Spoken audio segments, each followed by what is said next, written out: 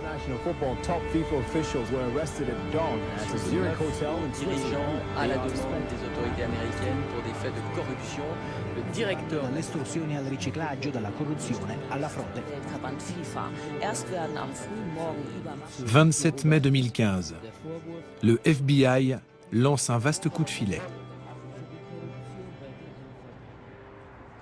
Des policiers font irruption dans cet hôtel de Zurich.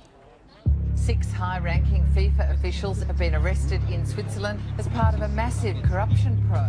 À la veille du 65e congrès de la FIFA, ils arrêtent en Suisse 7 responsables de l'organisation. Avec le FBI, on ne sait jamais ce qu'il va se passer. Et puis un jour, tout le monde va en prison. C'est comme cela que ça marche. C'est un coup de tonnerre dans l'univers très fermé du football professionnel. C'est la première fois. Des dirigeants de la FIFA dorment en prison pour corruption. These individuals, through these organizations, engaged in bribery to decide who would televise games, where the games would be held, and who would run the organization overseeing organized soccer worldwide. La FIFA est une multinationale tentaculaire. Elle brasse des milliards. Mais certains de ces hauts cadres auraient empoché beaucoup d'argent en pots de vin et rétrocommissions. Dès le départ, j'ai senti que la FIFA était corrompue.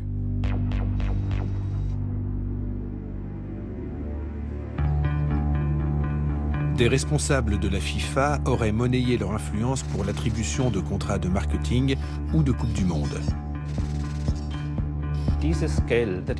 Cet argent est allé dans les poches de dirigeants sportifs, ça a été prouvé. Ce ne sont pas de simples accusations, ce sont des faits établis. Pendant plus de 40 ans, ces dirigeants ont agi dans une impunité étonnante.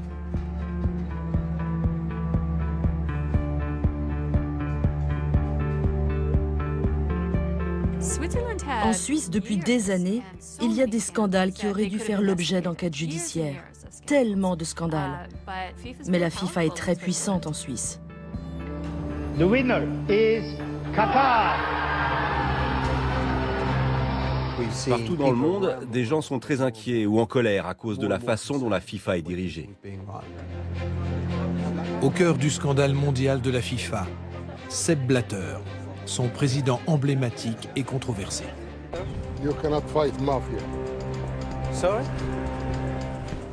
J'ai la certitude absolue que Blatter est à la tête de toute la corruption à la FIFA.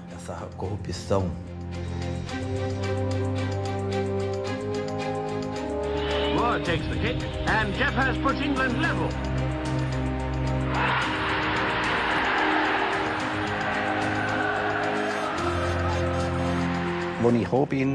En 1984, la FIFA n'existait pas aux yeux du grand public.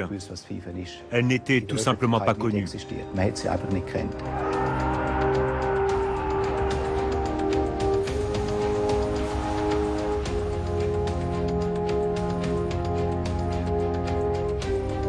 Les dirigeants de la FIFA vont-ils entraîner la maison dans leur chute?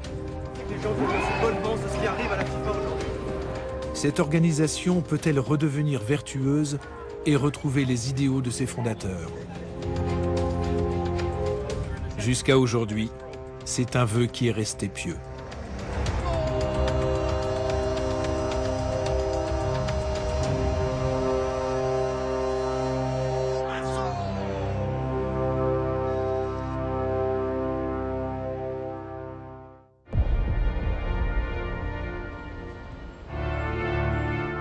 Et pourtant, tout avait si bien commencé.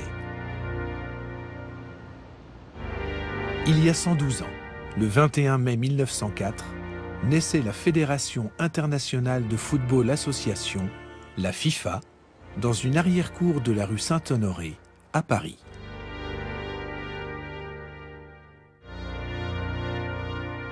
C'était tout petit. Si on regarde ce qu'était la Fédération internationale, c'était ridicule. C'était un petit appartement, il y avait une secrétaire et puis quelques personnes, c'était tout.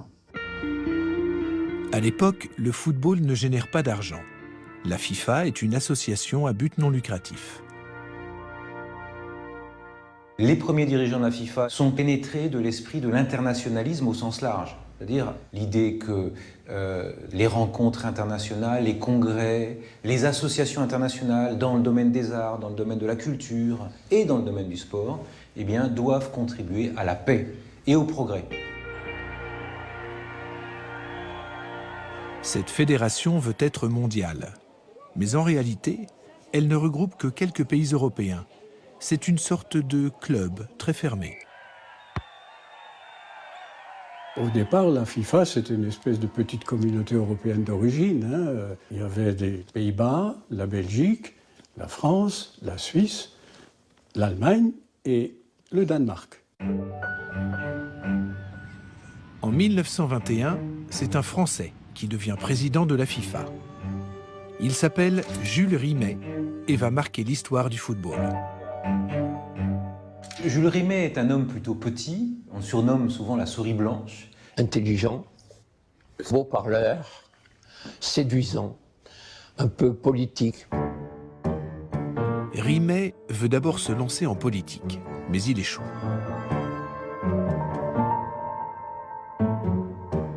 Il se tourne alors vers le football et intègre la FIFA avec une grande idée.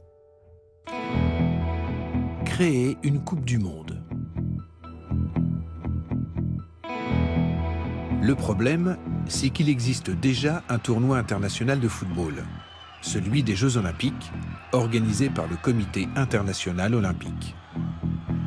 Le CIO voit donc d'un très mauvais œil la création d'une nouvelle compétition internationale. Le Comité international olympique, le CIO, a fait tout ce qu'il a pu pour empêcher la création de la Coupe du Monde. Pourquoi? Parce que ce tournoi olympique de football avait pris, dans les années précédentes, une importance considérable. C'était le seul tournoi mondial de football. Il n'y avait pas encore de Coupe du Monde. Et ils espéraient rester seuls. Le CIO ne veut pas entendre parler de la Coupe du Monde. Mais pour calmer les ambitions de Jules Rimet, il accepte de déléguer l'organisation du tournoi olympique de football à la FIFA. C'est un tournant décisif pour l'organisation. Elle compte bientôt 28 membres et le ballon rond devient de plus en plus populaire à travers le monde. La FIFA a décidé que ça suffisait comme ça, puisque le tournoi de football à lui tout seul avait amené autant d'argent par le nombre de spectateurs que tous les autres sports réunis. En 1930, Jules Rimet coupe le cordon avec le Comité international olympique. Il crée la première Coupe du Monde de l'histoire du football. L'Uruguay a remporté les 2 derniers tournois olympiques. C'est la meilleure équipe du monde. Rimet souhaite en finir avec le monopole des Européens. Il propose que l'Uruguay organise cette nouvelle compétition. Et donc, quand l'Uruguay s'est déclarée candidate à l'organisation de la première Coupe du Monde, tout le monde a dit Amen. Mais personne ne s'est rendu compte que pour aller en Uruguay, il fallait prendre le bateau. Entre le voyage aller, le voyage retour et la compétition, c'était presque 2 mois. Nous sommes au début du XXe siècle. L'Amérique du Sud est au bout du monde. Or, la FIFA n'est pas riche. Elle ne peut rien financer.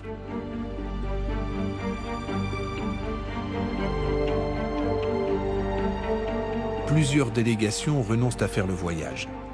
Seules 4 équipes européennes embarquent pour Montevideo. La traversée dure 3 semaines.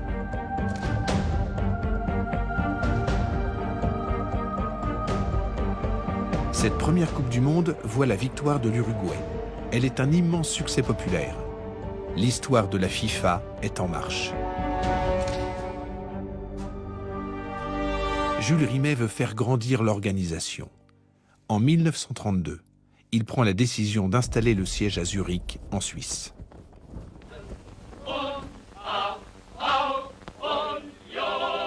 C'est un pays central en Europe et bien desservi par le train. Mais tout cela ne suffit pas à expliquer le choix stratégique de Jules Rimet. Pourquoi la Suisse? Il y a un problème monétaire important dans les années 30, c'est celui des dévaluations et du contrôle d'échange. Or, la Suisse a une monnaie stable dans les années 30, ce qui est essentiel évidemment pour assurer revenus financiers et paiements à la FIFA. Dans les années 30, les idéaux humanistes de la FIFA ne résistent pas à la montée des régimes autoritaires.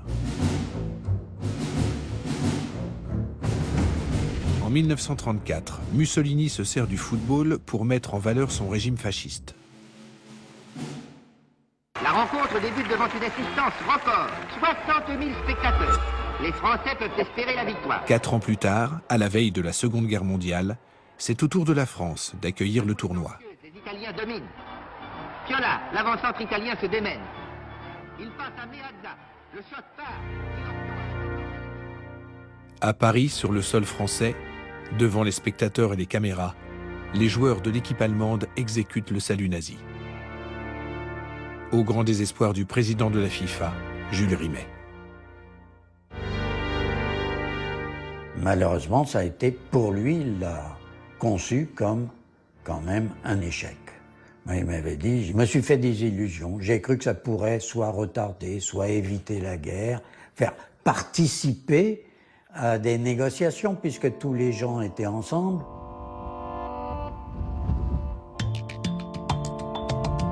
Au début des années 50, le monde change. Il est en pleine décolonisation. Les anciennes colonies participent à l'essor du football et de la FIFA.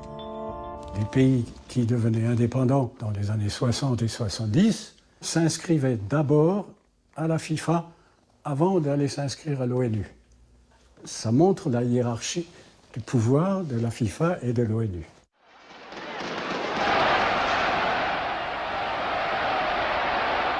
Dans les années 60, les Brésiliens deviennent les meilleurs footballeurs du monde, avec un jeu très spectaculaire.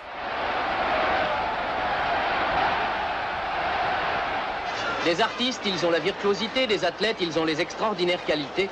Ces footballeurs qui sont les meilleurs. La FIFA, elle, reste dirigée par des Européens. Qui, avec une apparente facilité, marquent le premier but. En 1961, elle se choisit d'ailleurs un nouveau président. Il est anglais et s'appelle Stanley Rous. Rous ne jure que par le football européen. Stanley Rous était surtout un ancien arbitre international. Et il avait une vision assez, si vous voulez, assez restrictive, assez limitée du développement du football. Pour les phases finales de la Coupe du Monde, il considère que l'Europe, l'Amérique du Sud, doivent se tailler la part du lion.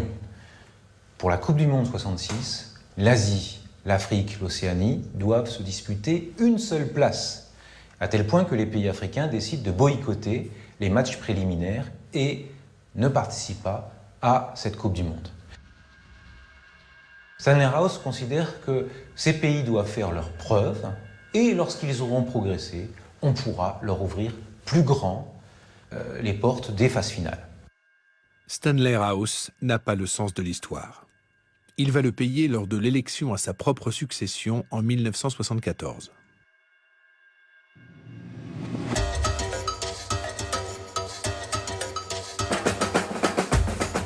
Le challenger de Stanley Rous vient du Nouveau Monde.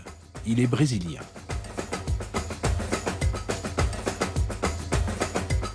Partout en Amérique du Sud, le football est devenu une grande fête populaire.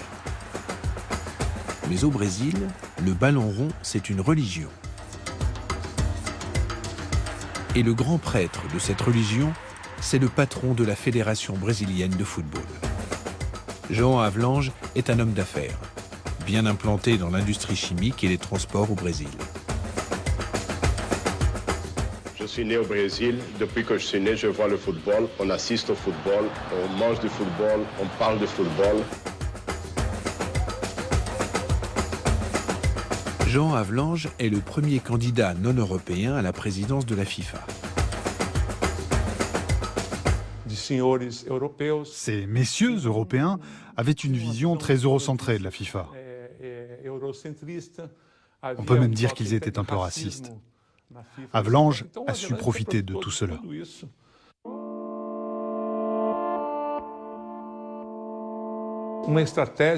Sa stratégie était de se positionner contre l'apartheid. Il disait que tant que celle-ci existerait en Afrique du Sud, ce pays ne participerait pas à la Coupe du Monde.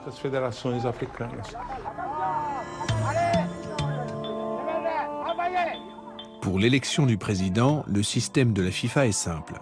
C'est une voix par pays. Le Brésilien va d'abord s'appuyer sur le ressentiment des Africains contre Stanley Rous, le président sortant.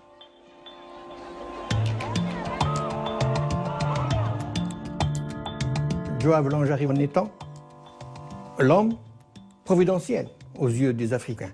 Celui qui allait battre en brèche l'autorité de Stanley Rous. Et un Brésilien paraissait beaucoup plus sympathique qu'un Anglais. Inutile de parler de l'amour que portent les Africains pour le football brésilien et pour la sélection brésilienne. Havelange mène une campagne très politique. Il visite une à une toutes les fédérations africaines. Pour cette opération séduction, le Brésilien se déplace avec le plus connu de ses compatriotes.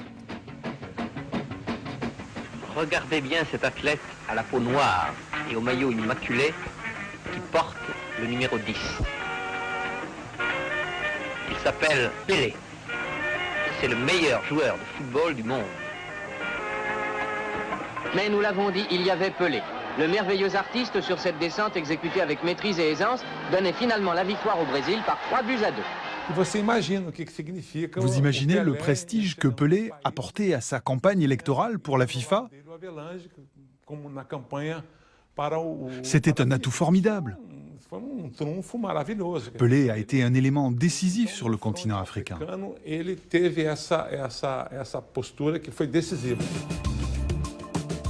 Au cours de ce voyage en Afrique, Havelange découvre que 14 fédérations africaines n'ont pas payé leurs cotisations annuelles à la FIFA, faute de moyens financiers. 14 voix que le Brésilien fait secrètement basculer en sa faveur. Havelange s'est d'abord assuré que ces 14 fédérations africaines n'avaient pas payé leurs annuités à la FIFA. Et comme elles n'avaient plus le droit au vote, il a payé avec son argent.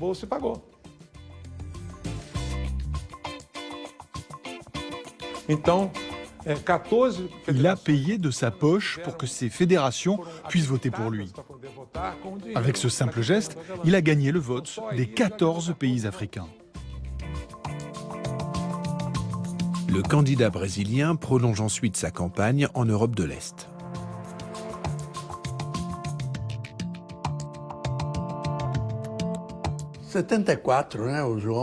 En 1974, Havelange est venu à Moscou pour conquérir le vote de l'Union soviétique et celui des pays du rideau de fer. Moi, j'étais à sa disposition car j'étais le seul employé de l'ambassade du Brésil à parler russe. Nous sommes à Moscou, ville de la paix, de l'amitié et de l'hospitalité. Il cherchait toujours à faire plaisir à tous les officiels soviétiques et à leurs familles. Il amenait des bracelets d'aigle marine, des broches pour les femmes des dirigeants soviétiques. Mais tout ça était fait avec beaucoup de discrétion. Havelange négocie avec le russe Koloskov, qui parle au nom de toutes les fédérations du bloc soviétique. C'est donnant-donnant. Les deux hommes font un pacte. Koloskov a garanti à Havelange qu'il arriverait à réunir tous les votes des pays du rideau de fer. Et il l'a fait. En échange, Havelange a promis aux Russes qu'il soutiendrait la candidature de Moscou pour les Jeux Olympiques de 1980.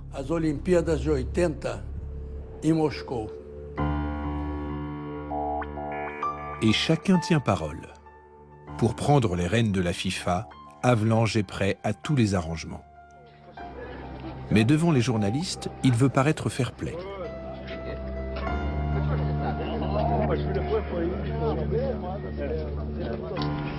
Eu acho que não é uma luta, uma eleição é permitido pela FIFA. Fico feliz que nós possamos demonstrar a força do futebol numa eleição em que a amizade está acima de tudo, principalmente que é assim que eu considero o presidente Stanley House. De son côté, Stanley House est trop confiant. Convaincu de sa réélection, il n'a même pas pris la peine de faire campagne. À la veille du vote, il apparaît sûr de lui et arrogant. Would it in fact be such a bad thing then for football if Brazil did get this post? I don't know. I should be a little apprehensive. Why apprehensive? Well, in view of the way that I've seen that their attitude towards football and sport is so different from ours. What's wrong with their attitude? I think it's a bit too commercial for one thing. It's a bit too passionate on the field sometimes, and also off the field. This is where I think the administrators don't act, or wouldn't act, as the Europeans act. In fact, then, you're standing because you think you can do the job better than the Brazilians? I think I can do it as well as.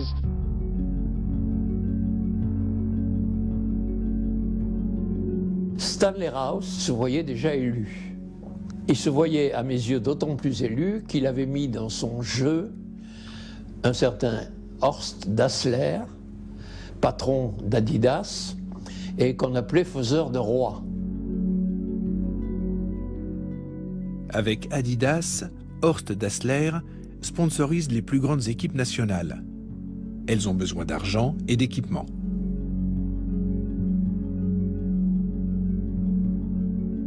Horst Dassler était un des hommes les plus puissants du sport dans le monde, parce qu'il jouait sur tous les tableaux.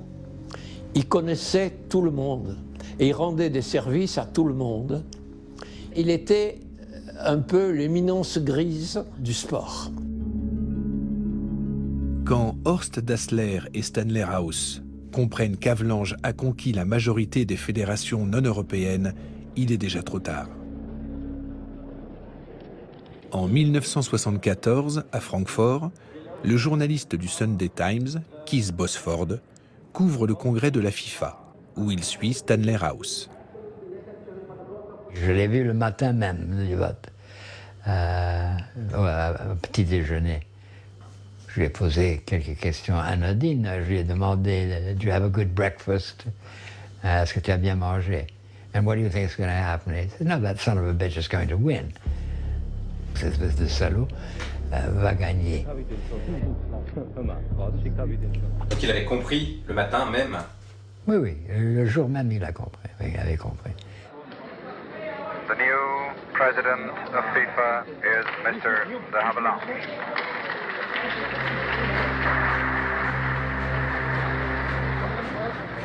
La FIFA de Johan Havelange ouvre une nouvelle page de son histoire.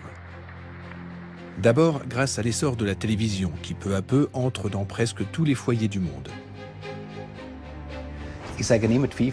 La FIFA devrait allumer chaque jour un cierge pour l'homme qui a inventé la télévision. Parce que le catalyseur du sport en général, mais surtout du football et donc de la FIFA, c'est bien la télévision.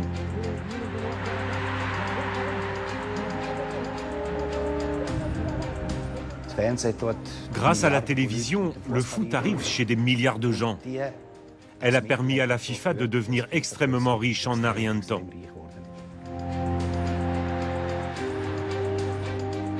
Le nouveau président décide de faire payer les chaînes de télévision pour diffuser les matchs. À partir de ce moment, la valeur des droits télé a grimpé. Et dans le football, les manières de gagner de l'argent se sont diversifiées. Avec l'image de la FIFA, avec les noms de la FIFA, avec la mascotte, la publicité, le sponsoring.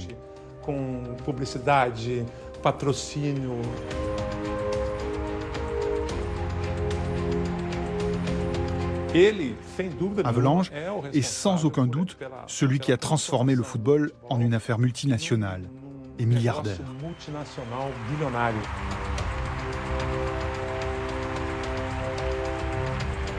Tout de suite, on a compris qu'on changeait d'époque, que le football changeait d'époque, qu'à partir d'Avalanche, c'était autre chose.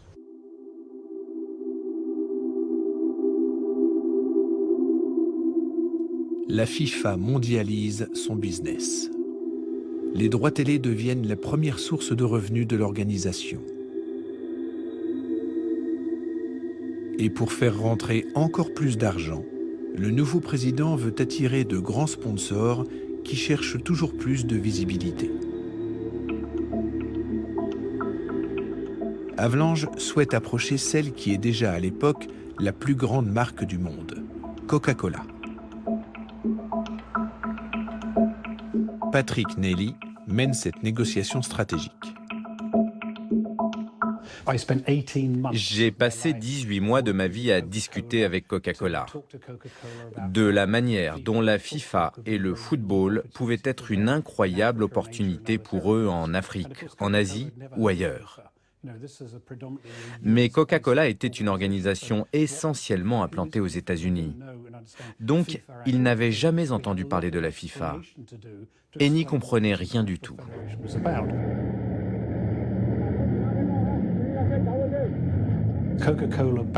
Coca-Cola, au début des années 70, faisait toute sa publicité à un niveau local. Alors nous avons créé le programme FIFA Coca-Cola pour montrer comment l'univers de cette marque pouvait être incarné par un seul langage, le sport. À partir de 1976, Coca-Cola devient le sponsor officiel de la FIFA. Le contrat s'élève à 6 millions de dollars, du jamais vu dans ce nouveau mariage entre le monde du sport et celui des affaires. Pepsi Cola, le principal concurrent de Coca-Cola, était jusque-là bien implanté dans le football. Cette marque disparaît sous le rouleau compresseur de Coca-Cola. C'était la première fois que cette marque faisait une campagne mondiale.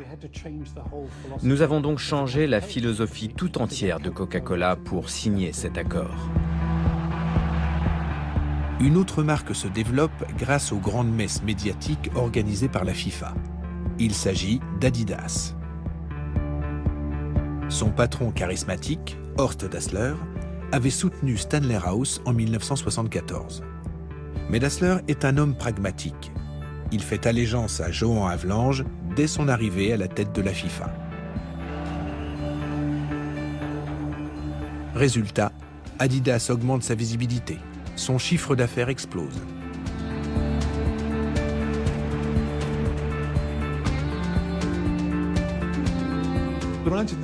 Pendant 10 ans, il n'y a eu aucun contrat, aucun papier signé entre Havelange et Dassler.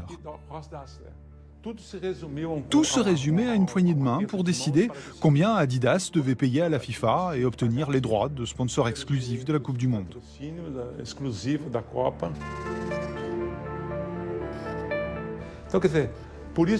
C'est pourquoi, pendant très longtemps, il était quasiment impossible de savoir combien Adidas a donné à la FIFA. Tout était basé sur la confiance. C'est une façon de faire très mafieuse, en quelque sorte. Mafieuse dans le sens où le système était simple. Je suis l'ami de mes amis, on fait un accord et basta. Qui d'un tir croisé du gauche marque un ras de terre, le seul et unique but de la partie. La relation trouble entre Havelange et Dassler va se renforcer avec le temps, jusqu'à mélanger les affaires et les intérêts personnels.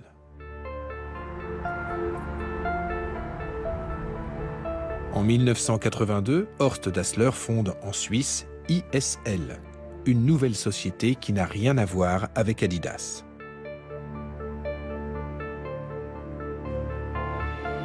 Dassler était un homme très intelligent. Il avait vendu des chaussures et des maillots partout dans le monde. Il voulait diversifier ses activités. Il s'est rendu compte que la télévision voulait diffuser du sport et que s'il pouvait contrôler la vente des droits de diffusion, waouh! Alors il a créé ISL. ISL, dirigé par Horst Dassler, devient donc un intermédiaire sur ce nouveau marché des droits télé. ISL achète les droits des Coupes du Monde à la FIFA et les revend ensuite aux chaînes de télévision du monde entier.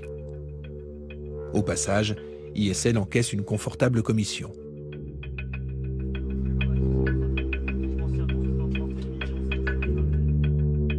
Cette activité très lucrative attire la convoitise d'autres entreprises, comme celle de la société américaine IMG, à laquelle appartient Éric Drossard. En 1995, IMG rêve de prendre la place d'ISL. On avait proposé 2 milliards de francs suisses, en réalité, donc 1 milliard de francs suisses par Coupe du Monde. À l'époque, par rapport au passé des droits de télévision antérieurs, c'était une offre assez exceptionnelle. 1 milliard par Coupe du Monde, c'est un record. Mais la FIFA, qui travaille avec Dassler et ISL, ne répond même pas à cette très belle proposition financière. Le fin mot de l'histoire, Éric Drossard l'a eu. Mais après coup seulement. Le président est rentré dans la salle de la commission exécutive où il a dit voilà, j'ai une mauvaise nouvelle et une bonne nouvelle. Je vais commencer par la mauvaise nouvelle. IMG a fait l'offre la plus importante, environ 10% au-dessus de celle de nos amis d'ISL. La bonne nouvelle, je vous la donne tout de suite, c'est que j'ai contacté nos amis d'ISL et ils ont décidé de se mettre à niveau. Donc voilà. Appel d'offres truqué, absence de transparence. Avalanche veille à ce que le marché des droits télé soit une chasse bien gardée pour ISL. Le journaliste écossais Andrew Jennings enquête depuis 15 ans sur les mœurs de la FIFA. IMG n'a pas donné de pot de vin. Ils ont fait la meilleure offre pour les droits de diffusion. Mais ça n'était pas ce que la FIFA ou Avalanche voulaient. Parce que si la FIFA avait procédé normalement, elle aurait proposé le marché des droits à l'entreprise qui faisait la meilleure offre. Ils auraient regardé l'offre de telle ou telle société et ils auraient choisi. Mais ils n'ont pas fait ça, parce qu'ISL payait des dessous de table.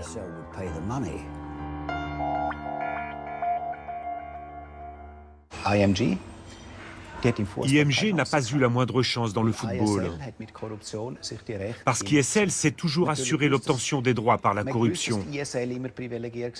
Tout le monde savait que la société ISL était privilégiée, mais à l'époque, l'ampleur de la corruption n'était pas aussi flagrante qu'aujourd'hui.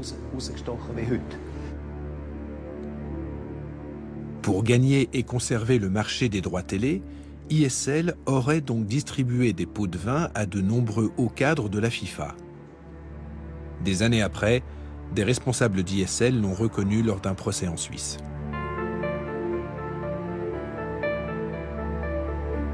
C'est scandaleux. Il a été prouvé que 135 millions d'euros ont été distribués à des dirigeants sportifs. Mais il y a pire. Sur la totalité de cette somme, on ignore toujours où sont passés 120 millions d'euros.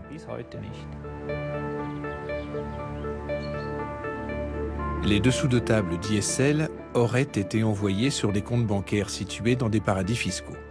Naturellement, l'identité de tous les bénéficiaires est restée secrète. Malgré ces précautions, quelques noms sont apparus au grand jour, dont celui du président de la FIFA. Ils ont fait une erreur.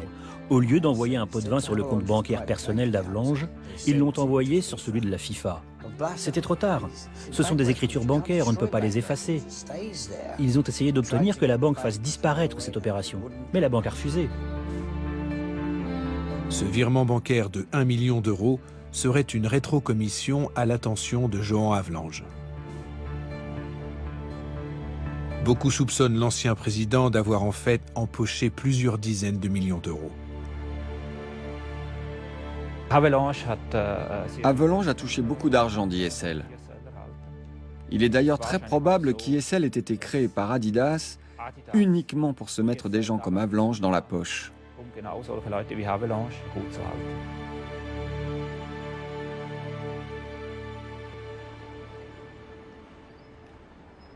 Après l'affaire ISL, la FIFA décide de ne plus déléguer la gestion des droits télé.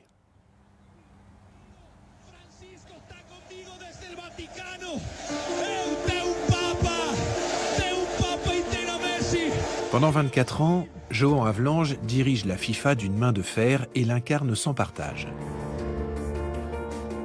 Mais pour gérer les affaires courantes, il a besoin d'un homme de confiance. En 1975, son choix se porte sur le Suisse Joseph Blatter, dit Sepp Blatter. Diplômé d'HEC, Blatter fait un court passage chez l'horloger Longines, comme directeur des relations publiques, avant d'être embauché par Horst Dassler chez Adidas. Chez Adidas, Blatter a appris à rédiger un règlement. Il a eu un bel aperçu du monde sportif. Plus tard, après avoir fait sa formation de base, il est entré à la FIFA. D'abord comme directeur technique et ensuite comme secrétaire général. Le couple Havelange-Blatter fonctionne immédiatement. Le premier décide et le second exécute. Sous la direction d'Havelange, Sepp Blatter s'occupe personnellement du développement du football africain dans le monde. Il crée aussi de nouvelles compétitions, comme la Coupe du Monde des moins de 20 ans.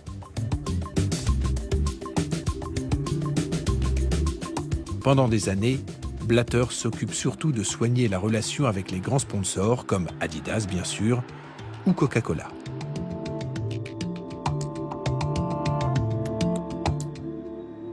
Sepp Blatter devient peu à peu l'éminence grise de Johan Havelange. Et même s'il lui doit tout, il rêve de devenir numéro 1. En 1994, lorsqu'Havelange décide de se présenter à sa propre succession, Sepp Blatter n'hésite pas à trahir son mentor et tente de prendre sa place. Blatter s'est présenté à l'UEFA en disant « Je ne veux plus travailler avec le vieux. Havelange est trop vieux pour être président. » Et il a proposé sa candidature. Située en Suisse, l'UEFA est la fédération qui regroupe tous les pays européens membres de la FIFA. On lui a clairement demandé s'il était vrai qu'il était candidat contre son propre président Havelange.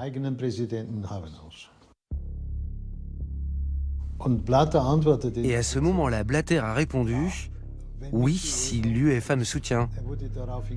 Nous lui avons alors demandé de quitter la réunion. Et le comité exécutif de l'UEFA n'a pas eu besoin de 5 minutes pour décider qu'il ne soutiendrait pas Blatter. La trahison de Blatter ne tarde pas à arriver aux oreilles de Johan Havelange. Quand Havelange a découvert que son protégé était un traître, il a voulu s'en débarrasser. Mais il ne pouvait pas parce que Blatter en savait trop. Il était le gardien des secrets. Sepp Blatter savait parfaitement qu'Havelange avait touché l'argent d'ISL. Et c'était son moyen de pression pour ne pas être renvoyé. Ils ont donc renvoyé 2 autres personnes.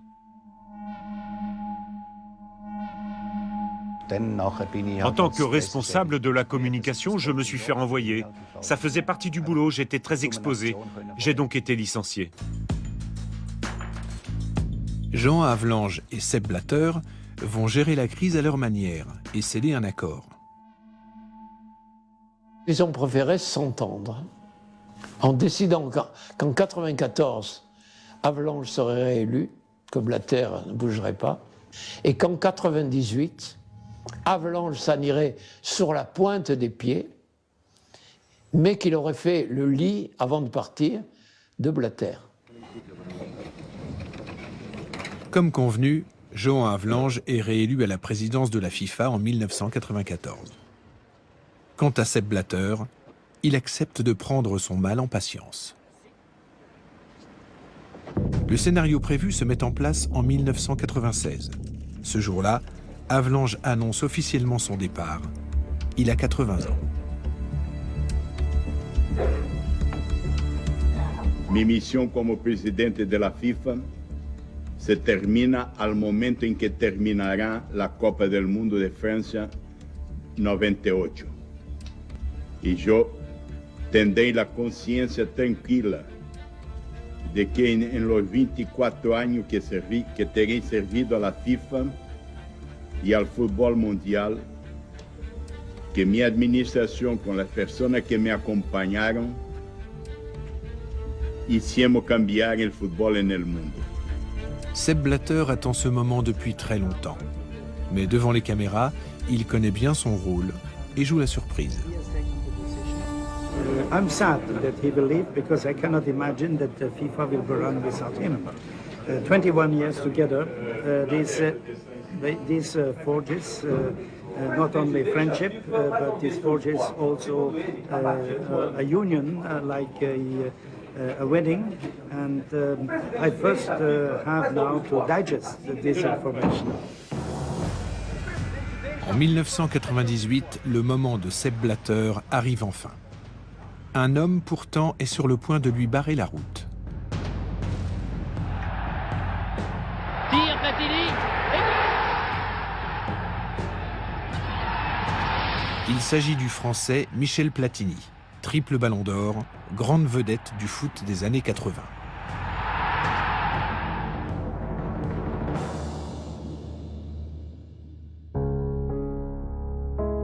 À l'époque, Platini est coprésident du comité d'organisation de la Coupe du Monde en France. Mais son mandat s'achève. Il songe alors à diriger la FIFA. Sepp Blatter va l'en dissuader.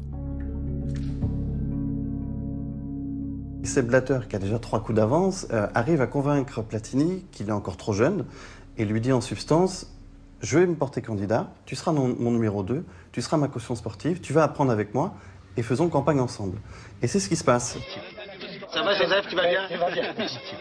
Les joueurs participeront, je crois, à toutes les prises de décision qui seront dans le monde entier. Ça a été le programme de M. Blatter et le mien, et je crois que c'est ça la priorité. Avec Michel Platini comme caution sportive, Blatter mène sa campagne.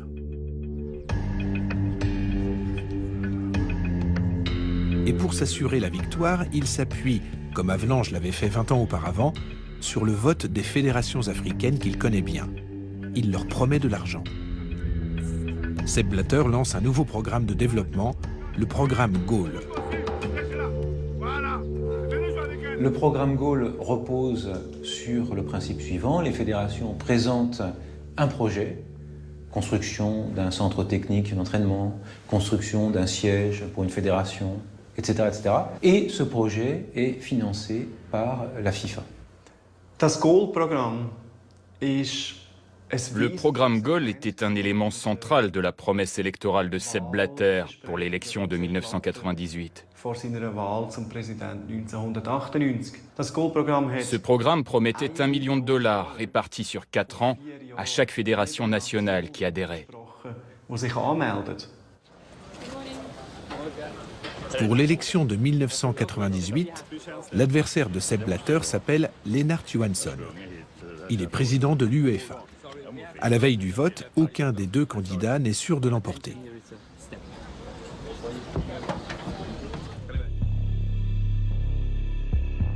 Alors Blatter aurait envoyé des collaborateurs en pleine nuit dans cet hôtel parisien. Plusieurs délégations africaines y sont logées le temps du congrès. Il est déjà tard lorsque Gerhard Egner, proche de Lennart Johansson, reçoit un étrange coup de téléphone. Au milieu de cette nuit-là, nous avons été informés qu'il se passait quelque chose au Méridien et que nous devions nous rendre à cet hôtel. C'est ce que j'ai fait avec 3 membres de notre comité exécutif. Nous y avons rencontré des Africains et l'un de leurs représentants était en train de pleurer. Ils nous ont expliqué qu'une action avait eu lieu, dont le but était clairement de faire basculer le vote des fédérations africaines. À travers de l'argent? On ne peut pas le dire ouvertement, mais nous l'avons compris comme ça, oui. Monsieur Lennart Johansson, 80. Monsieur Joseph Blatter, 111.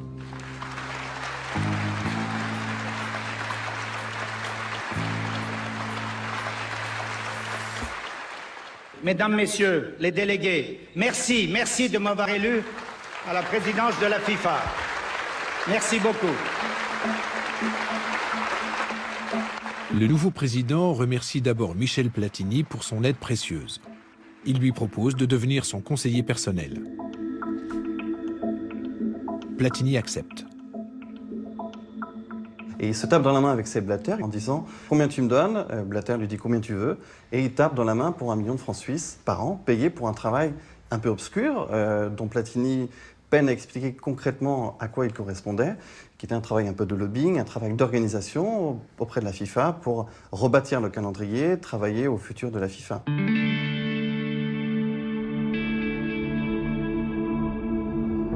Entre 1999 et 2002, Michel Platini travaille pour la FIFA. Mais il refuse d'aller s'installer à Zurich. C'est ce qui pousse ses détracteurs à parler d'un emploi de complaisance.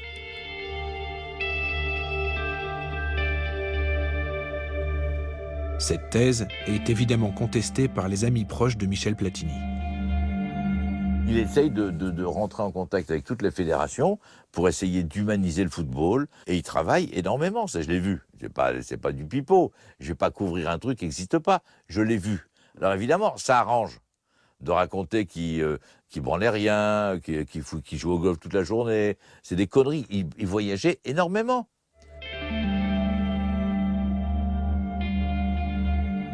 Le soutien de Michel Platini a été décisif pour l'élection de Sepp Blatter.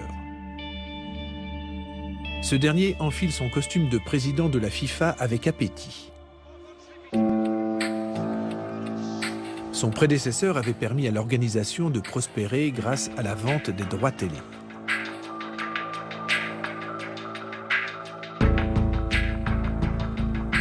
Blatter fait monter les enchères. La FIFA multiplie le prix de ses droits par 10 du jour au lendemain. En 2002, lors de la Coupe du Monde au Japon et en Corée, les droits télé rapportent à eux seuls 1,6 milliard de francs suisses à la FIFA. Le nouveau président tient sa promesse de campagne et redistribue l'argent de la FIFA aux 209 fédérations. Pour la première fois, des versements aux fédérations nationales ont eu lieu. Jusque-là, il n'y avait jamais eu d'argent envoyé directement aux différentes fédérations. Mais à partir de là, ça a été le cas.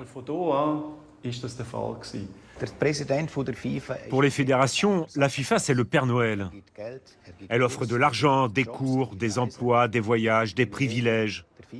Le président de la FIFA est l'homme qui peut offrir chaque jour des cadeaux à 209 fédérations.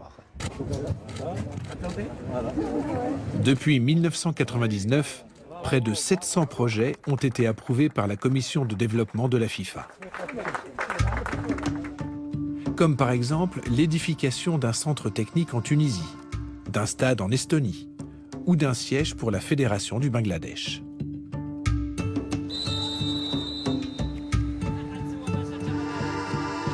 Sepp Blatter distribue les millions de la FIFA aux 4 coins de la planète.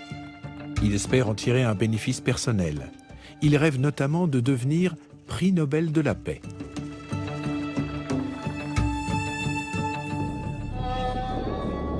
La Palestine est son terrain de jeu préféré.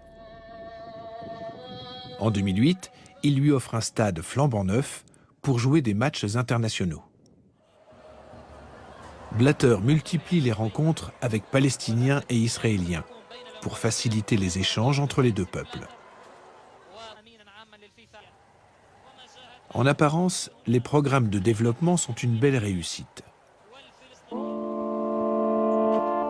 Mais derrière cette façade respectable, la réalité est nettement plus contrastée.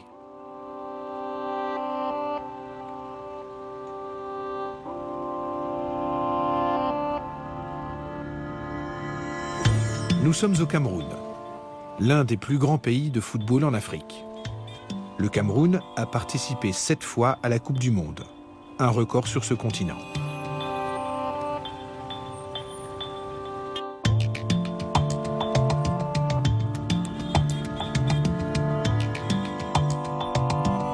Depuis 2002, la FIFA a donné beaucoup d'argent à la fédération de ce pays.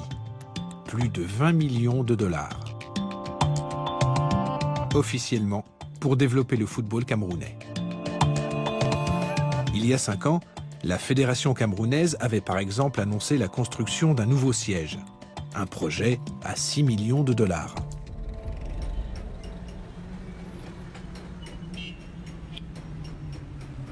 Les travaux de construction du nouveau siège de la Fédération camerounaise de football ont commencé en 2012.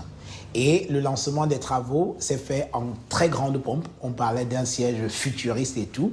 Et jusqu'à aujourd'hui, depuis 2012, le chantier n'a pas été livré et il était censé être livré en 2013.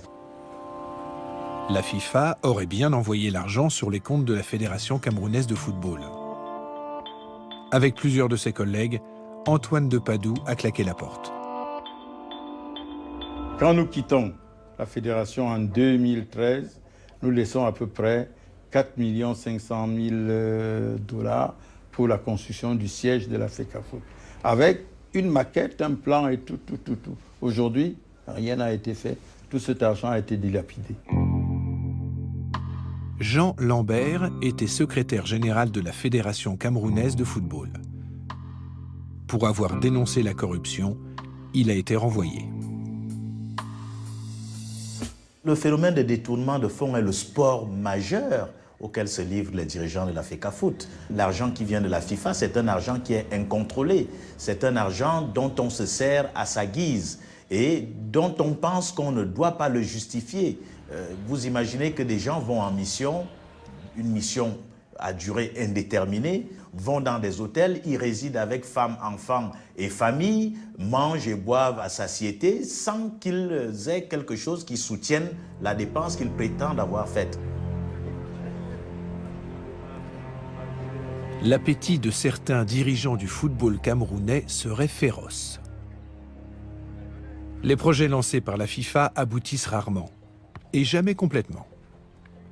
L'organisation avait notamment prévu plus d'1 million de dollars pour construire un centre technique national ultra-moderne avec plusieurs terrains de football. Aujourd'hui, une coquille presque vide. 2 bâtiments à l'abandon et un seul terrain en synthétique.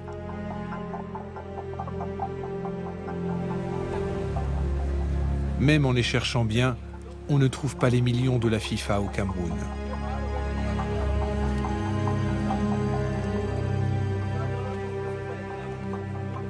Quand on regarde le silence de la FIFA face à tous ces détournements, on se dit que la FECAFOOT et leurs alliés de la FIFA ont fait quelque chose d'absolument criminel pour le football camerounais. C'est vrai, les responsables de la FIFA vous diront qu'ils ont un cabinet d'audit qui s'appelle KPMG, et donc c'est le cabinet d'audit de la FIFA qui, sur le principe, audite l'utilisation des fonds et tout, mais c'est des audits bidons.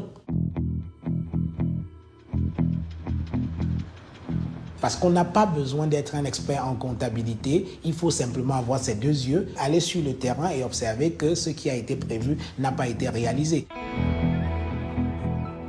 Pour l'élection à la présidence de la FIFA, chacun des 209 pays membres dispose d'une voix. À ce jeu-là, l'Afrique est la confédération qui pèse le plus lourd avec 54 votes.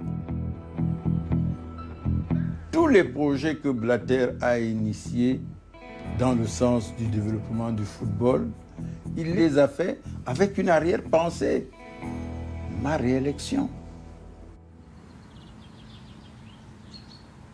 Gaspillage des programmes de développement, fraude, détournement de fonds.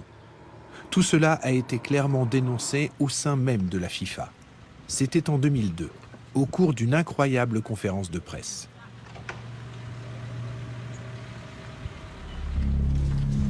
Pour la première fois, un rapport interne met directement en cause Sepp Blatter. L'auteur, Michel Zen-Ruffinen, n'est autre que le secrétaire général de l'organisation.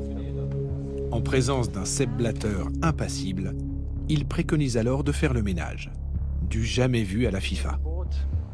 In a confidential report of 30 pages, I have identified a lot of problems. There could be corruption within the organization.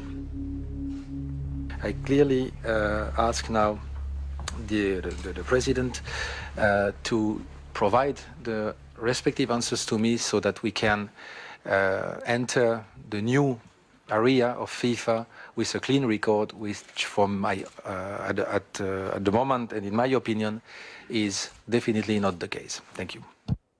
Alors j'ai dénoncé beaucoup de choses dans ce rapport, effectivement, par rapport à beaucoup d'éléments. Et il y avait beaucoup de choses qui déjà à l'époque, ne fonctionnaient pas et qu'on aurait pu corriger. Michel Zen-Ruffinen et d'autres hauts cadres de l'organisation demandent la démission de Blatter. Pendant la conférence de presse, le malaise est perceptible. Let us work on that. Je ne peux pas partir. Je ne peux pas, parce que je suis élu jusqu'au Congrès. Et je ne veux pas abandonner ma position avant ce Congrès. Et le Congrès décidera qui restera comme président. Sepp Blatter s'accroche à son poste. Suisse, originaire du même canton que Blatter, Michel Zen-Ruffinen est coupable, selon ce dernier, de la pire des trahisons. Il a révélé au grand public des secrets de famille. Le monde du sport a toujours eu l'impression qu'il constituait un monde à part. Ça veut dire qu'au sein d'une entité, ou peut-être d'une bulle, si vous voulez, d'une bulle sportive, toutes les décisions pouvaient être prises de manière indépendante sans qu'il y ait d'interférence extérieure. C'est ça la notion de famille dans l'esprit de M. Blatter. L'idée était qu'il n'y ait pas de contrôle extérieur dans les affaires de l'organisation FIFA. Un mois après la sortie du rapport Zen-Ruffinen, la famille FIFA se réunit pour élire son président. Grâce au soutien indéfectible de la majorité des fédérations, Sepp Blatter a repris le pouvoir. Et ça n'est plus Blatter, mais Zen-Ruffinen dont l'avenir est menacé au sein de l'organisation. We will see what happens. Do you personally have a future with FIFA if Mr. Blatter? We will discuss that after the Congress, okay? How do you expect the result of the elections to be? It's a political question and I do not answer political questions. Sans surprise, Sepp Blatter est réélu. Et sans attendre, il reprend la main pour protéger les secrets de la famille.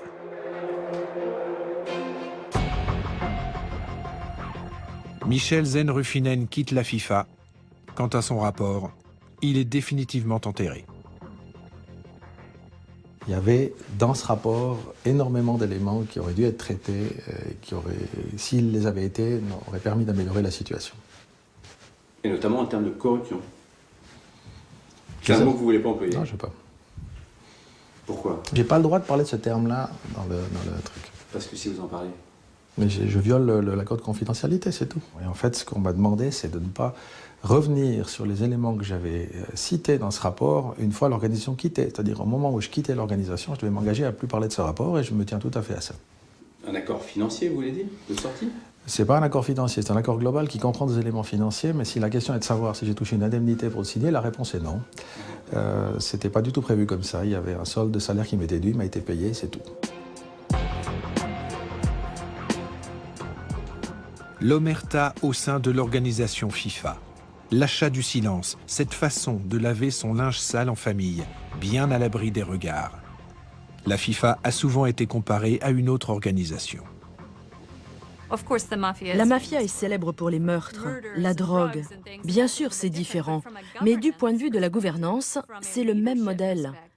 C'est-à-dire que nous avons notre propre justice de façon interne, nous prenons soin de notre propre communauté et nous n'avons pas besoin d'influence extérieure. Donc il y a des parallèles avec la mafia.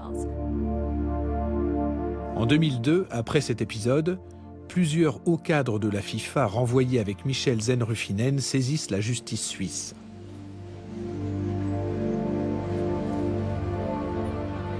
Mais il n'y a jamais eu de suite. L'affaire a été classée par le ministère de la Justice de ce pays. Ces associations sportives représentent une grande partie du prestige de la Suisse. Elles rapportent beaucoup d'argent, même celles qui sont à but non lucratif, puisqu'il y a des conférences, du tourisme. Vous savez, La FIFA est très puissante en Suisse.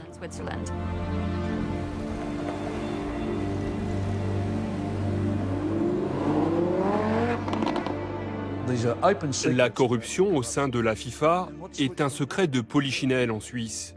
Et que fait la Suisse? Pas grand-chose. Je pense que c'est une question de fierté nationale.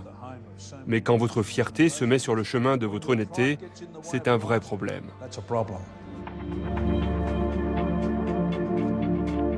Les réserves de la FIFA s'élèvent aujourd'hui à 1,5 milliard de dollars. Sa richesse a donné à l'organisation une puissance incroyable en Suisse, mais aussi partout dans le monde. Où qu'il aille, Sepp Blatter est reçu en grande pompe par les plus grands chefs d'État de la planète qui veulent les milliards de la Coupe du Monde pour leur pays. Lorsqu'elle attribue une compétition, la FIFA impose ses conditions. Quand la FIFA organise une Coupe du Monde, elle exige la libre circulation de l'argent. Elle exige aussi que des visas soient accordés à tous les participants. La libre importation de marchandises doit être garantie, c'est-à-dire que la FIFA doit pouvoir transporter ce qu'elle veut sans aucun contrôle. Une association nationale qui désire recevoir la Coupe du Monde doit accepter, au risque de ne pas obtenir la Coupe du Monde, d'exonérer fiscalement le business de la Coupe du Monde sur son territoire. Donc c'est un exemple typique où la puissance sportive peut l'emporter sur la puissance étatique. Aucune autre organisation, en dehors de la FIFA, n'a les moyens de faire suspendre les bases juridiques et légales d'un pays.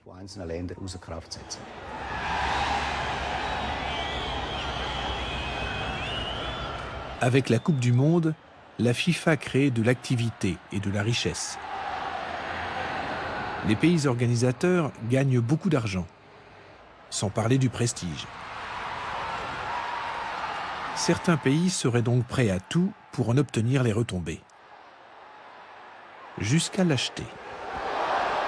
1998 en France, 2006 en Allemagne. À chaque Coupe du Monde, le processus d'attribution est remis en cause. En 2010, c'est l'Afrique du Sud qui est choisie pour accueillir le tournoi. Une première pour ce continent. Sepp Blatter est aux anges. South Africa will deliver the best ever World Cup in the history. It will not be the same than in Germany or in Japan or Korea, but it will be the best ever because it will be the African World Cup. A priori, l'attribution s'est faite dans le respect des règles. Avec Nelson Mandela comme caution morale. L'image est belle, historique. Mais les coulisses seraient beaucoup plus sulfureuses. L'Afrique du Sud aurait acheté la Coupe du Monde. 10 millions de dollars. Tout commence en 2004. Cette année-là, il y a deux grands favoris qui peuvent prétendre à la victoire. Le Maroc et l'Afrique du Sud. Un personnage de la FIFA entre alors dans le jeu. Il s'appelle Jack Warner. C'est le président de la CONCACAF, la Fédération d'Amérique du Nord, du Sud et des Caraïbes. Jack Warner contrôlait un grand nombre de votes. La FIFA, c'est un ensemble de personnalités qui jouent de leur influence pour distribuer des faveurs politiques.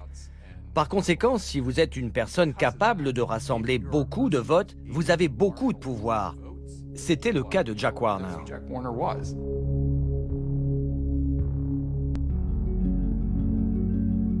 J'ai rencontré 2 ou 3 fois Jack Warner. Jack Warner est venu au Maroc et il est venu en annonçant la couleur. Et il s'est dit, moi, j'ai toujours été près du Maroc et je n'ai jamais rien su. Maintenant, si le Maroc veut que je vote pour lui, il faut qu'il me paye. Et il est venu au Maroc, accompagné de son épouse, prétextant un voyage officiel de match, de ceci, Et il a attendu que le Maroc lui fasse signe. Il m'a dit, moi, je veux savoir où sont mes amis. Moi, je suis dans une position où je dois m'occuper de mes amis. Et je veux savoir si le Maroc est mon ami. Le Maroc est candidat pour la 4e fois de suite. Pour l'emporter, serait-il prêt à verser des pots de vin?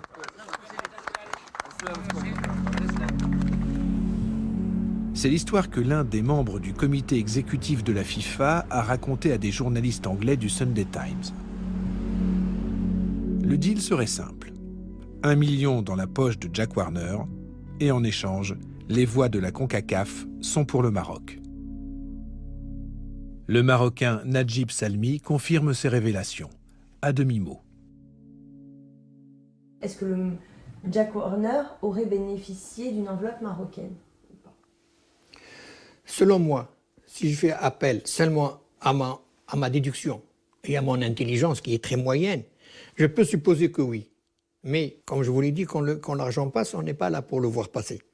Où est-ce qu'il aboutit, d'où est-ce qu'il sort, où est-ce qu'il arrive, on ne le sait pas. Mais c'est probable.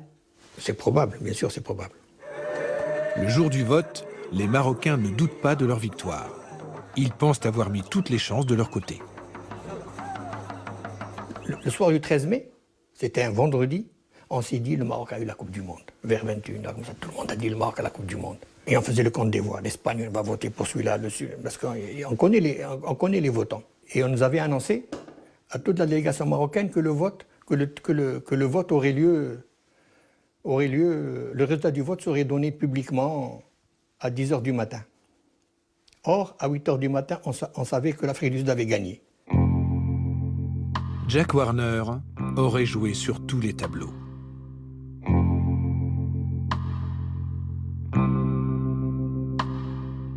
Car l'Afrique du Sud lui aurait proposé plus d'argent. 10 millions de dollars, si l'on en croit ce document. Une lettre officielle envoyée à la FIFA par le gouvernement sud-africain. Ces 10 millions de dollars seraient officiellement destinés au développement du football sud-africain, dans les Caraïbes.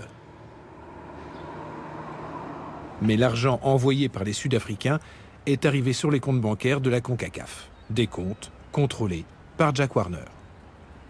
À Londres, où il est membre du Parlement, Damien Collins milite activement pour l'association internationale New FIFA Now. Selon moi, l'argent envoyé à la CONCACAF n'était pas destiné à des projets de développement du football en rapport avec la diaspora sud-africaine des Caraïbes. C'était une ruse de la part de Jack Warner. C'était son prix pour soutenir la Coupe du Monde en Afrique du Sud. Si l'Afrique du Sud a donné ça, c'était en récompense des services qui ont été rendus. Vous allez donner 10 millions de dollars à quelqu'un pour rien? Pourquoi ils ont donné cet argent? C'est de la philanthropie? Moi, je ne crois pas. Pour moi, c'est de la corruption. Sepp Blatter peut-il ignorer que l'Afrique du Sud aurait acheté la Coupe du Monde en 2010? La fameuse lettre envoyée par les Sud-Africains a bien transité par la FIFA. Son destinataire n'est autre que Jérôme Valk, fidèle bras droit de Blatter. Si Blatter n'était pas au courant de ces 10 millions de dollars, est-ce que vous croyez que l'Afrique du Sud aurait fait passer ces 10 millions de dollars par le biais du secrétaire général de la FIFA vers Jack Warner de la CONCACAF? Cela ne peut pas se faire sans Blatter, c'est impossible. Sinon Blatter serait une marionnette. Quant aux affaires troubles de Jack Warner, elles étaient un secret de polichinelle à la FIFA. Pendant des années, Jack Warner a été soupçonné d'irrégularité. Sepp Blatter ne s'est jamais trop intéressé à ces accusations. Et cet aveuglement volontaire sur les fautes que Warner aurait commises est vraiment troublant.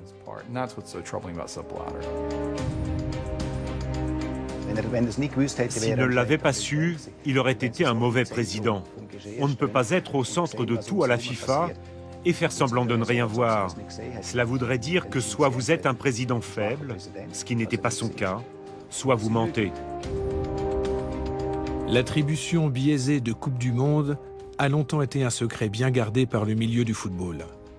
Le grand public ignorait tout du trafic d'influence auquel se livraient certains des plus hauts cadres de la FIFA. Tout a changé en décembre 2010. The winner to organize the 2022 FIFA World Cup is Qatar. Le 2 décembre 2010, au moment où Sepp Blatter ouvre l'enveloppe et tire Qatar, tout le monde s'est rendu compte que l'argent avait gagné. C'était écrit noir sur blanc qu'en 2022, la Coupe du Monde irait dans ce pays. Je pense que ce jour-là, même le dernier des imbéciles a dû se rendre compte que quelque chose ne tournait pas rond.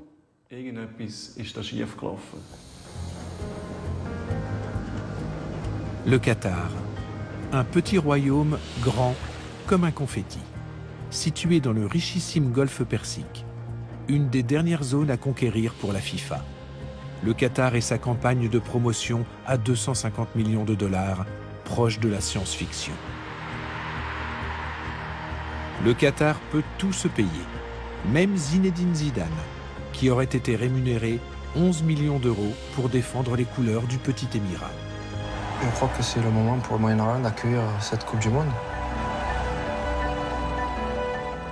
C'est devenu trop après l'annonce du Qatar. Les gens ont dit ça suffit. La FIFA n'est pas transparente. Comment cela est-il possible? Pourquoi le football est-il entre les mains de cette organisation? Sur le papier, la candidature du Qatar n'avait aucune chance de l'emporter. L'absence d'infrastructures, la situation des droits de l'homme dans ce petit émirat. Et puis, il fait beaucoup trop chaud l'été au Qatar pour jouer au football. Plus de 40 degrés. Le Chilien Harold May Nichols, chargé en 2010 d'examiner les dossiers de candidature à la FIFA, avait attribué la pire note au Qatar. Son rapport pointe notamment les dangers pour les joueurs de participer à une Coupe du Monde dans ce pays en plein été. C'est le comité exécutif qui a pris la décision d'aller au Qatar. Or, sur le document de candidature, il était bien spécifié que la Coupe du Monde serait organisée en été. Et tout le monde a voté pour une Coupe du Monde en été au Qatar, sachant que le rapport de Nichols suggérait que ce n'était absolument pas possible.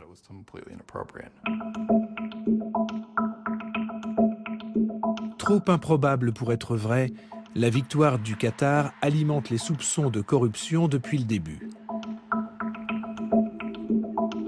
C'est de Londres que vont venir les premières accusations très concrètes.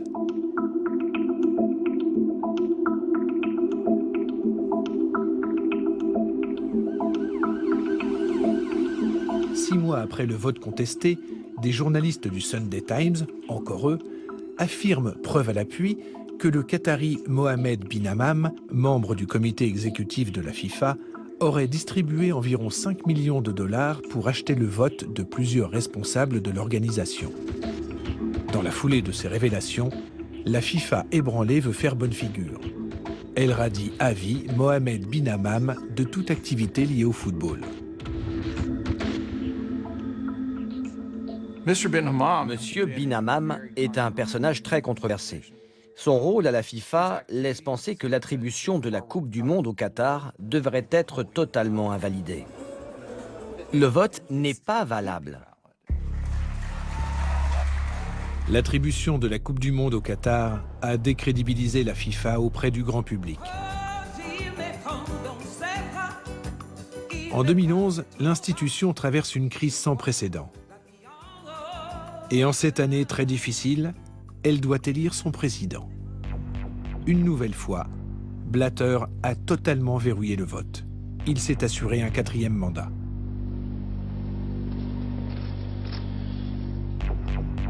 En tacticien hors pair, il fait mine de découvrir l'état de corruption de la FIFA. Je croyais que nous étions dans un monde de fair play, de respect et de discipline, et je dois malheureusement constater que ce n'est pas le cas. Ce n'est plus le cas parce que notre pyramide, la fameuse pyramide de la FIFA, est en train de vaciller sur ses bases. Il y a danger en la demeure.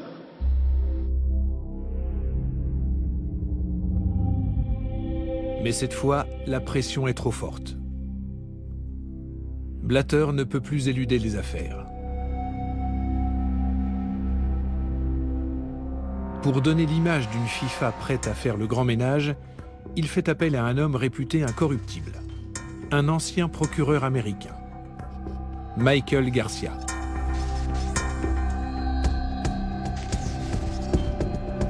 Officiellement, Garcia possède tous les pouvoirs pour enquêter sur les dossiers du Qatar et de la Russie, pays choisi pour organiser la Coupe du Monde en 2018.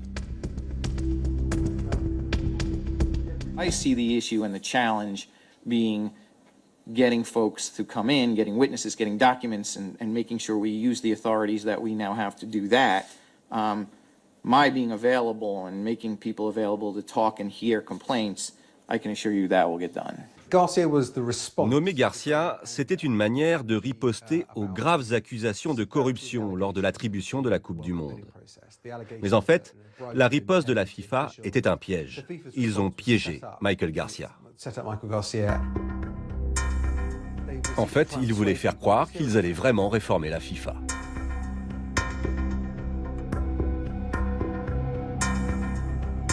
Mais en réalité, les moyens d'action de Michael Garcia et de ses 5 enquêteurs sont extrêmement limités. Il n'avait pas de pouvoir judiciaire, son périmètre était strictement limité. Donc il n'a même pas pu parler aux consultants qui avaient travaillé sur les appels d'offres de la Coupe du Monde. Certains pays n'ont pas du tout coopéré, comme l'Espagne ou le Portugal. Le Qatar a fait le minimum, et les Russes, eux, n'ont même pas laissé entrer Garcia en Russie. Malgré ces obstacles, Garcia parvient à rendre son rapport d'enquête à la FIFA. 400 pages, dans lesquelles il signale de graves problèmes, et qu'il souhaiterait rendre publics. That is public, and the more that people can see what is done and agree with what was done or disagree with what was done, then those issues can be resolved and the organization can move on. Il a remis son rapport et la rumeur disait qu'il attendait qu'il soit rendu public. Mais au lieu de cela, quelqu'un en a fait un résumé. C'est très étrange avec un document de ce type. On ne résume pas normalement un rapport officiel.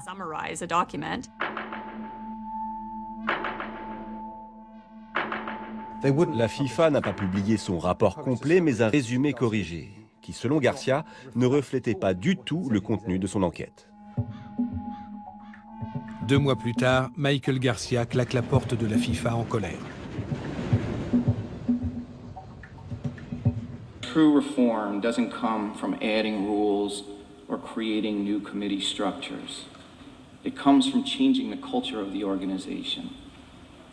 That is the vision needed to light the path forward for ethics in sports. Thank you very much.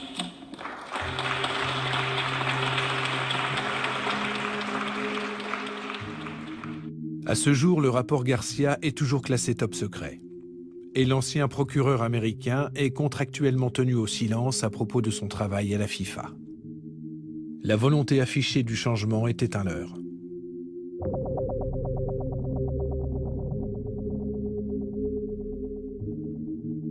Tout aurait pu continuer longtemps si les autorités d'un pays n'avaient soudainement décidé de mettre un coup de pied dans la fourmilière.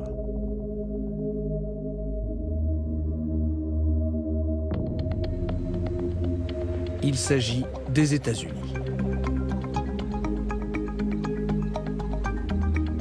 Les ennuis de la FIFA avec la justice ont commencé à Washington, dans cet immeuble, celui du FBI. En 2011, les enquêteurs américains sont sur la piste d'un homme, Chuck Blazer, le grand patron du ballon rond aux États-Unis.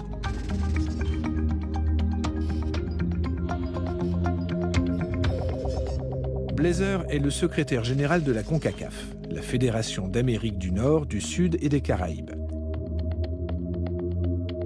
Il travaille avec Jack Warner, le sulfureux président de cette fédération. Blazer est l'un des plus hauts cadres de la FIFA. Mais dans le milieu du football, on le surnomme Monsieur 10%. On l'appelait Monsieur 10%, car il prenait 10% de tous les contrats et transactions qu'il négociait pour la CONCACAF. Il en était le secrétaire général, donc il était derrière la plupart des opérations financières. Il faisait aussi énormément de transactions pour la FIFA.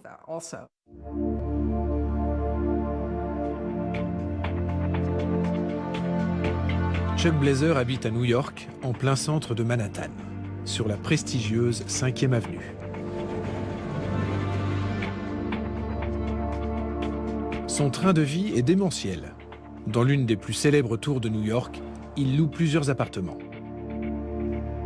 Mais Chuck Blazer mélange ses comptes personnels avec ceux de la CONCACAF. Son loyer était payé, sa voiture, son chauffeur, sa femme de ménage, tout était pris en charge par la FIFA.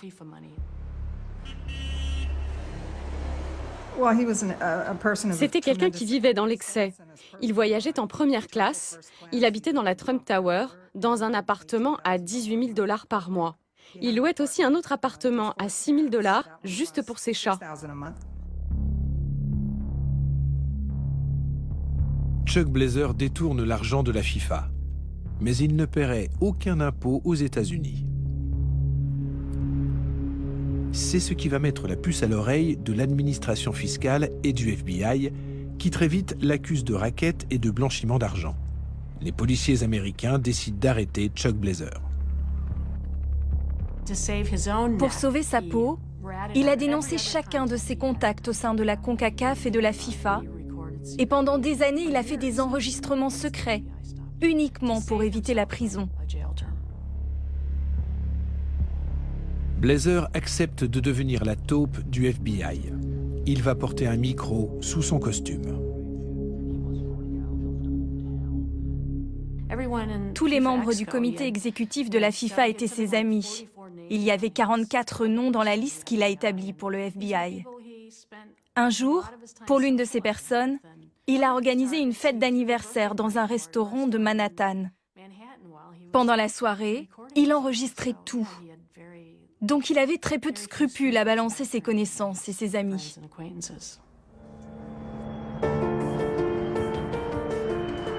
Depuis les États-Unis, les policiers écoutent des heures et des heures d'enregistrement. Ils récupèrent des milliers de documents sensibles prouvant les multiples détournements d'argent.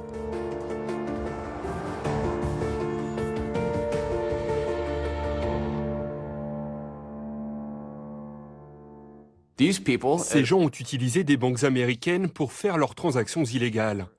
Et c'est cela qui a permis aux États-Unis de rentrer dans le jeu.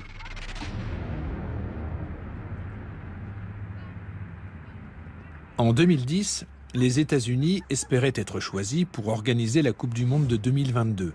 Mais ils avaient perdu, face au Qatar. C'est pour cette raison qu'aujourd'hui, de nombreux dirigeants de la FIFA accusent les Américains de vouloir se venger. Sepp Blatter lui-même aurait soutenu cette thèse. Réalité ou théorie du complot? En mai 2015, à la veille du 65e congrès de la FIFA, Loretta Lynch lance le coup de filet spectaculaire de Zurich. Earlier today, Swiss authorities in Zurich arrested 7 of the defendants charged in this indictment, including the current president of CONCACAF. Le dossier des autorités américaines est suffisamment solide pour que la justice suisse ait accepté de coopérer. En tout, c'est plus de 80 personnes liées à la FIFA qui sont soupçonnées de blanchiment d'argent. Ça n'est pas toujours le cas, mais quand les États-Unis ont commencé à enquêter sur la FIFA, tout le monde a applaudi. J'avais un étudiant allemand en cours. Un jour, il s'est levé en classe et a dit « Au nom de tous les fans de football en Europe, laissez-moi vous dire merci les États-Unis pour ce que vous faites à la FIFA. » Je n'avais jamais entendu un étudiant étranger remercier les États-Unis auparavant. La justice américaine a levé le voile sur la corruption au sein de la FIFA. Depuis 1991, plus de 150 millions de dollars auraient été empochés par des hauts cadres de l'organisation, en dessous de table et rétrocommission. Fin septembre 2015, Nouveau coup de théâtre. Sepp Blatter est visé pour la première fois par une procédure pénale en Suisse pour gestion déloyale et abus de confiance. Immédiatement, certains des plus gros sponsors de la FIFA, dont Coca-Cola, le plus ancien, et McDonald's, demandent la démission de Sepp Blatter.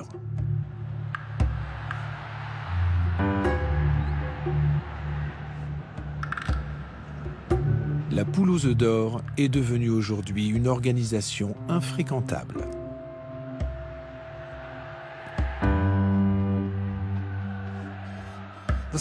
Certains sponsors étaient aux côtés de la FIFA depuis le début. Ils ont largement bénéficié de sa croissance exponentielle. Les sponsors ont donné leur argent en sachant que le système était totalement corrompu. Entre 2010 et 2014, Coca-Cola et McDonald's avaient chacun déboursé 30 millions de dollars par an pour profiter de la visibilité de la FIFA.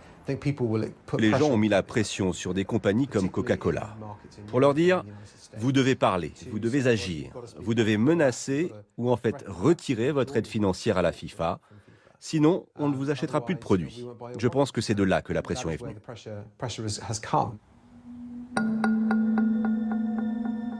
Une marque est au cœur de la tempête judiciaire, elle-même accusée d'avoir payé des dessous de table.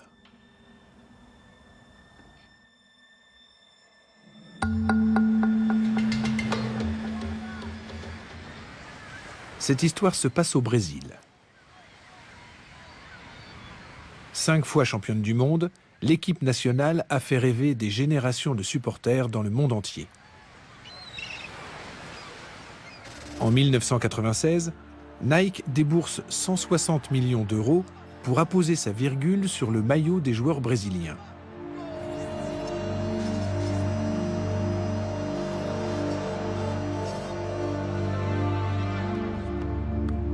Mais Nike aurait aussi payé des pots de vin stratosphériques aux dirigeants de la fédération brésilienne, officiellement pour la renégociation du contrat.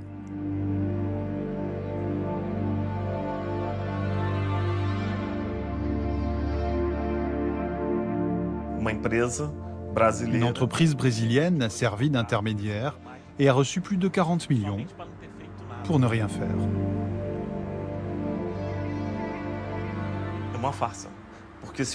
C'est une farce, car le contrat de Nike existait déjà. Il n'a été que renouvelé. Qu'est-ce que cette entreprise a fait si le contrat existait déjà? Si les deux parties se connaissaient déjà?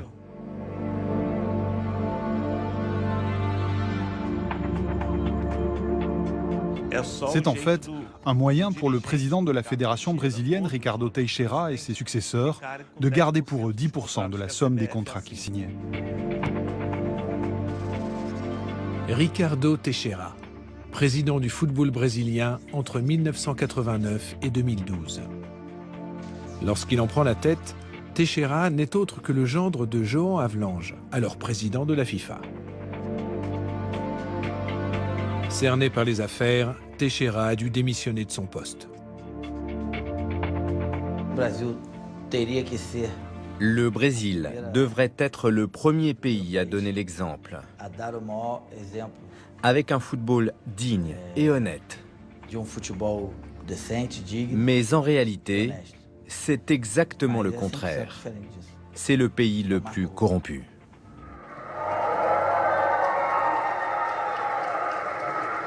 En 2014, la Coupe du Monde au Brésil coûte 11 milliards de dollars aux contribuables brésiliens. C'est la plus chère de l'histoire. À Brasilia, par exemple, la rénovation du stade a coûté près de 900 millions de dollars, le triple du montant prévu au départ. Mais une grande partie de cet argent aurait été détournée, à l'aide d'un système d'entreprises bidons et de fausses factures. Lors des arrestations de Zurich en mai 2015, les policiers américains arrêtent José Maria Marin, le successeur de Ricardo Teixeira, à la tête de la Fédération brésilienne de football, lui aussi mis en cause pour corruption. Tous les Brésiliens sont reconnaissants envers le FBI pour le travail qu'il a fourni. Aujourd'hui, nous avons l'ex-président de la fédération brésilienne en prison. Et je crois que ça aura un effet domino.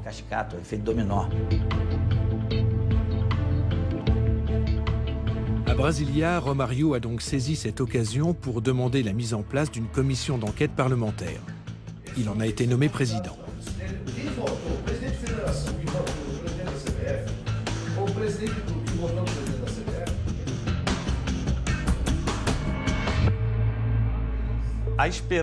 Il y a l'espoir que la commission d'enquête nettoie le football brésilien. Mais nous connaissons nos hommes politiques et l'influence qu'ils ont. Je suis très sceptique. Je travaille sur ce sujet depuis des années et j'ai déjà dénoncé plusieurs affaires de corruption à la fédération brésilienne. Aujourd'hui, j'ai beaucoup de mal à vous dire que j'y crois. La FIFA réussira-t-elle à se réformer? En ce début d'année 2016, la dirigeance de l'organisation est exsangue. Sepp Blatter a dû démissionner. Il est même menacé pénalement. Avant de quitter ses fonctions, Blatter a pris le soin d'entraîner dans sa chute son successeur annoncé, Michel Platini.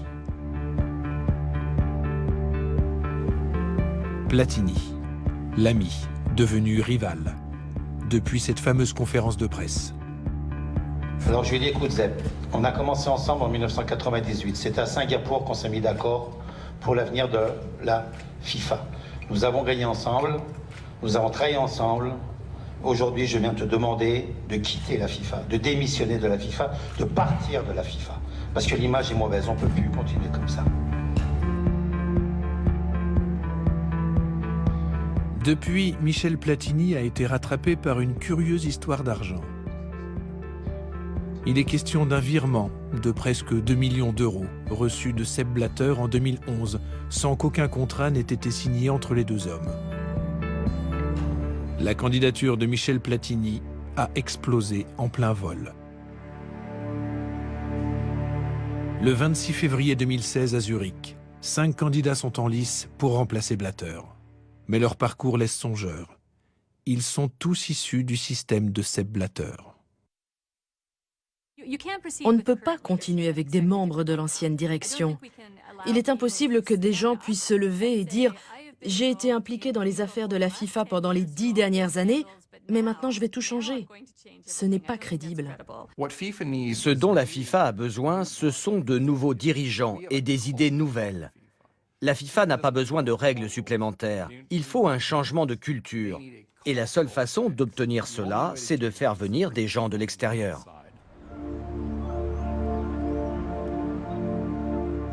Au cours de cette enquête, nous avons sollicité à de nombreuses reprises Sepp Blatter, ainsi que plusieurs responsables de la FIFA impliqués dans le scandale.